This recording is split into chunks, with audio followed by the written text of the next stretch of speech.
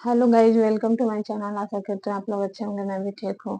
हम लोगों ने पिछले क्लास में राज्यसभा चैप्टर को पढ़ा था और इसके बाद हम लोग लोकसभा चैप्टर को कवर करेंगे। आज हम लोग को क्या पढ़ना है?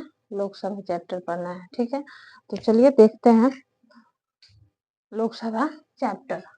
लोकसभा लोकसभा जो है वो संसद के अंतर्गत लोकसभा में कौन कौन कौन आता है? तो देखिए, संसद में राष्ट्रपति, राज्यसभा और लोकसभा आता है। तो हम लोगों ने राष्ट्रपति कवर कर लिया है, राज्यसभा कवर कर लिया है। अब पढ़ना है हम लोगों को, क्या पढ़ना है जी? पीछे वाले बच्चे नहीं बोल रहे।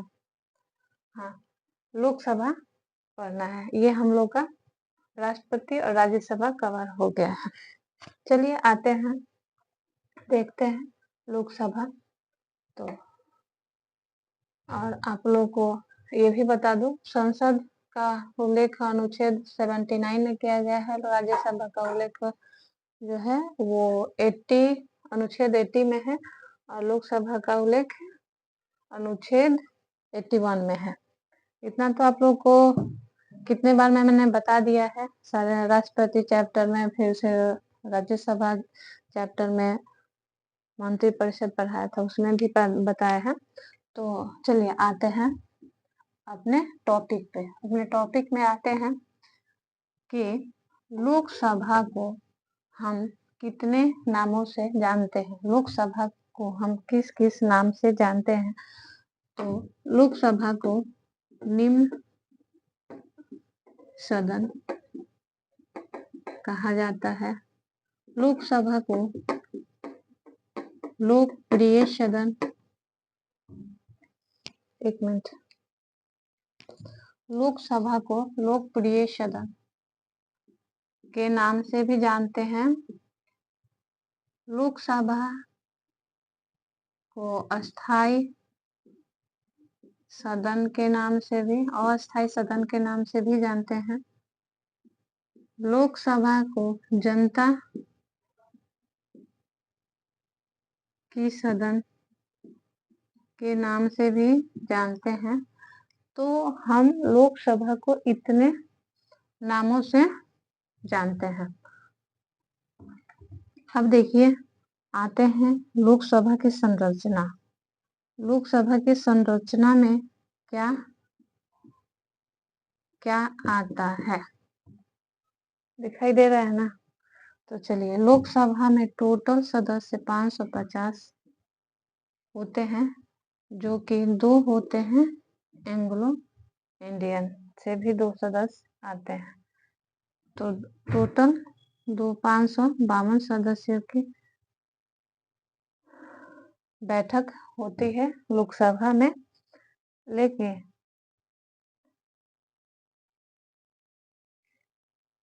ठीक है, अच्छा, अब देखिए,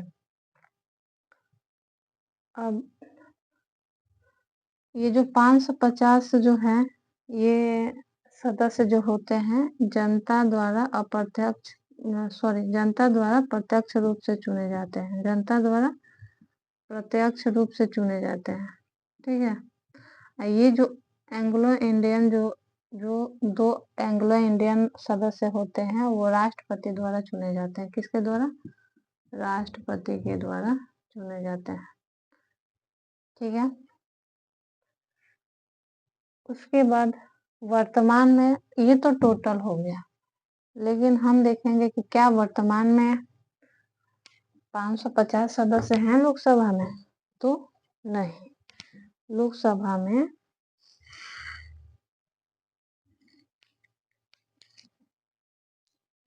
ये एंग्लो इंडियन जो होते हैं 2, वो 331 अनुच्छेद के अंतर्गत इन्हें राष्ट्रपति चुनते हैं। ठीक है, इतना आप लोग को समझ में आया होगा। अब आते हैं क्या वर्तमान में लोकसभा में, इसको थोड़ा मिटा दे रही हूँ। चलिए, लोकसभा में वर्तमान में क्या 550 सदस्य और 2 एंग्लो इंडियन 552 सदस्य हैं। तो आइए चलिए जानते हैं। वर्तमान में लोकसभा में 530 सदस्य राज्यसभा से और 20 सदस्य जो हैं वो ये राज्यसभा से आते हैं, राज्य से आते हैं सॉरी, और ये केंद्र शासित प्रदेश से आते हैं। केंद्र शासित प्रदेश से 20 सदस्य आते हैं। तो क्या वर्तमान में 530 राज्य से आते हैं? तो हाँ, वर्तमान में भी राज्य से 530 सदस्य आते हैं, लेकिन यहाँ यूटी केंद्र शासित प्रदेश से 13 सदस्य ही लोकसभा में उपस्थित होते हैं। तो ये आपका 530 प्लस 13 टोटल 500 कितना हो गया? 543 सदस्य ये हो गए और 2 एंग्लो इंडियन। तो अभी हमारे लोकसभा में 545 सदस्यों की क्या होती है? सदस्यों की बैठक होती है। वर्तमान में 545 सदस्य हमारे लोकसभा सदन में हैं। आप आगे देखते हैं। आगे देखते हैं लोकसभा की चयन। थोड़ा हमको मिटाना पड़ेगा क्योंकि आप लोगों को नीचे तक दिखाई नहीं दे रहा है पीछे वाले बच्चे को, इसलिए हम मिटा करके अच्छे से समझाने की कोशिश कर रहे हैं ताकि आप लोगों के दिमाग में ड्रिल हो जाए। कभी भी लोकसभा की सदस्य का क्या होता है? चयन। लोकसभा के सदस्यों का चयन। तो लोकसभा के सदस्यों का चयन कैसे होता है, चलिए ये जानते हैं। तो लोकसभा के सदस्यों का चयन जो होता है वो प्रत्यक्ष रूप से किसके द्वारा? जनता प्रत्यक्ष रूप से होता है। 1 नंबर में देखें तो 2 नंबर में सार्वभौम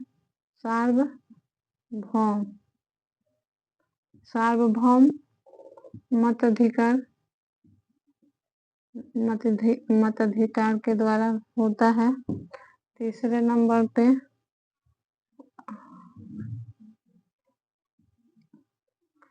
first past the post system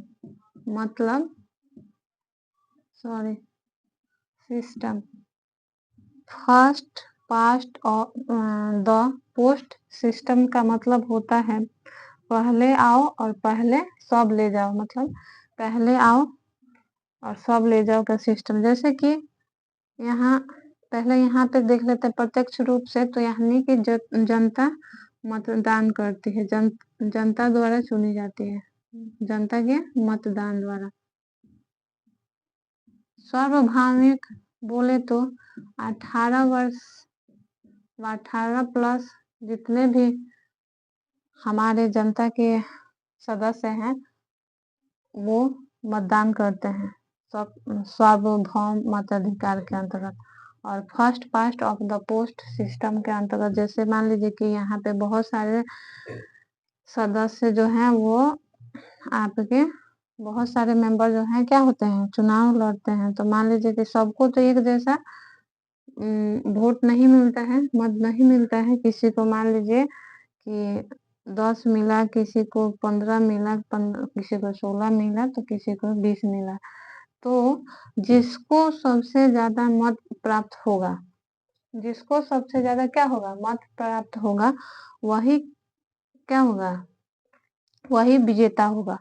ठीक है, इसमें नहीं है कि हाँ टोटल मतदान का 20%, 25%, 50% नहीं, ये कोई रूल रेगुलेशन यहाँ नहीं है। जिसका मत अधिक होगा वो विजेता होगा। यहाँ पे किसी तरह का परसेंटेज लागू नहीं है। लेकिन राष्ट्रपति का जो होता है चुनाव, उसमें परसेंटेज लागू है कि 50% जो है वो क्या है, 50% जो होता है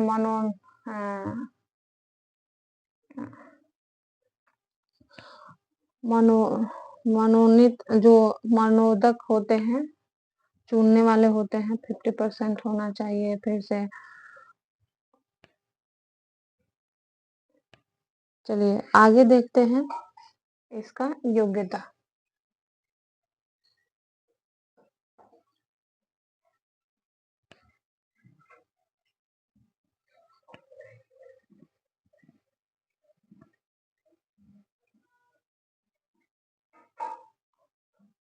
योग्यता क्या होना चाहिए,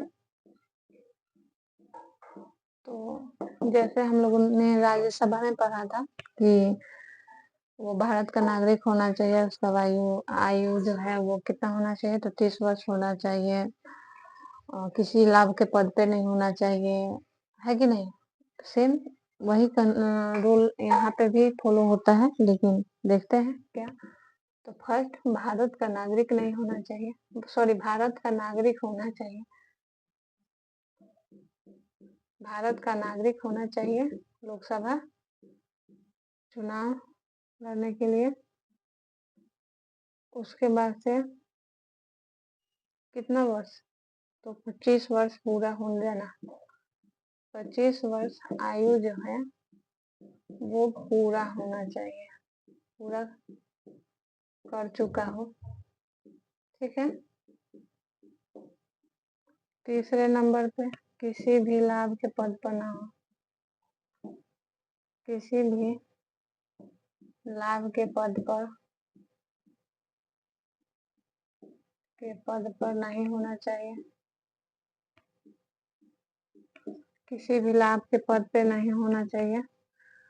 किसी भी लाभ के पद पे बोले तो मतलब गवर्नमेंट, किसी भी गवर्नमेंट जॉब में नहीं होना चाहिए, किसी तरह का गवर्नमेंट जॉब नहीं होना चाहिए, सरकारी लाभ के पद पे नहीं होना चाहिए। और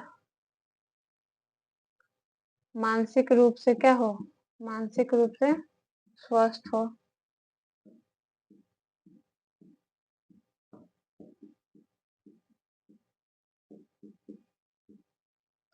ये सारी क्या है लोकसभा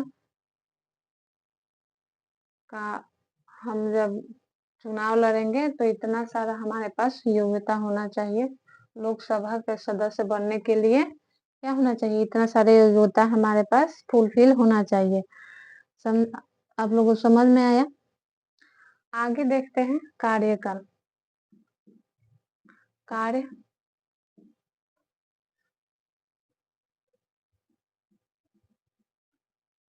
मिटा देती हूँ मैं इसलिए क्योंकि आप लोग को दिखाई ऊपर लिखने से ही देगा, नीचे लिखने से दिखाई नहीं दे रहा है।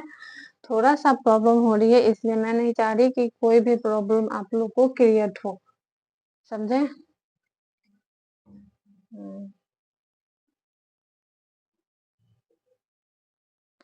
चलिए यहाँ पे कार्यकाल को देख लेते हैं कि लोकसभा के सदस्य का कार्यकाल क्या होता है। तो कार्यकाल जो होता है वो 5 वर्ष का होता है, ठीक है, 5 वर्ष का होता है। यदि बहुमत, अगर इस बीच में कोई बहुमत अपना क्या करता है, खो देता है, तो राष्ट्रपति, मतलब बहुमत किसका खोता है, सरकार का। अगर बहुमत, सरकार से अगर बहुमत खो देता है कोई भी सदस्य, तो उसके पहले भी उसका कार्यकाल क्या होता है, समाप्त हो सकता है, उसका कार्यकाल जो है समाप्त हो सकता है बहुमत खोने पर। इसके बाद देखिए अनुच्छेद 85 में उल्लेख है, अनुच्छेद 85 में क्या उल्लेख है कि प्रधानमंत्री के कहने पर राष्ट्रपति का जो शक्ति है, प्रधानमंत्री के कहने पर मतलब सलाह पर, प्रधानमंत्री के सलाह पर राष्ट्रपति के पास ये शक्ति है कि 5 वर्ष से पहले भी अगर बहुमत कोई भी खो देता है, वो लोकसभा का सदस्य है और बहुमत खो देता है तो उसको हटाया जा सकता है। ठीक है, उसके बाद आते हैं आपका, इसमें कुछ पॉइंट और भी देख लेते हैं। जैसे कि आपातकाल आप लोगों ने पढ़ा था, राष्ट्रपति का जब चैप्टर मैंने पढ़ाया था उसमें आपातकाल के बारे में बताया था। तो आपातकाल अगर लागू होता है, आपातकाल अगर लग जाता है, ठीक है, कौन सा आपातकाल, 352 अनुच्छेद 352 के अंतर्गत राष्ट्रीय आपातकाल अगर लगता है, राष्ट्रीय आपातकाल अगर लग जाता है तो उसका कार्यकाल क्या करता है, 83 अनुच्छेद 83(2) के अंतर्गत इस आपातकाल के कार्यकाल को क्या मतलब समय को क्या किया जा सकता है, बढ़ाया भी जा सकता है। जैसे 1 वर्ष, फिर आगे भी बढ़ा के 2 वर्ष भी कर सकते हैं। ठीक है, ऐसे एक वर्ष कितना, इसका कोई अंत नहीं है, बढ़ाया जा सकता है। ठीक है, एक और आप लोगों को इसमें वर्ड में एक वर्ड जोड़ूंगी, संविधान संशोधन।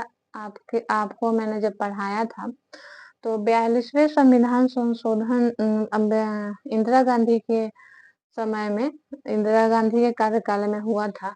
तो उसमें ये जो राष्ट्रपति का कार्यकाल है, 42वां संविधान संशोधन